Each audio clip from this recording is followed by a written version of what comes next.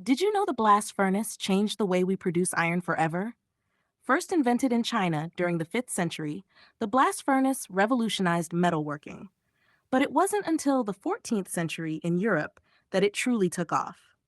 By using heat, iron ore, limestone, and coke, this innovation allowed iron to be produced faster, in larger quantities, and with greater strength, transforming industries across the globe. This breakthrough not only led to advancements in weaponry, tools, and infrastructure, but it also laid the foundation for the Industrial Revolution. Even today, blast furnaces are still at the core of steel production, shaping the world we live in. Want more bite sized tech history?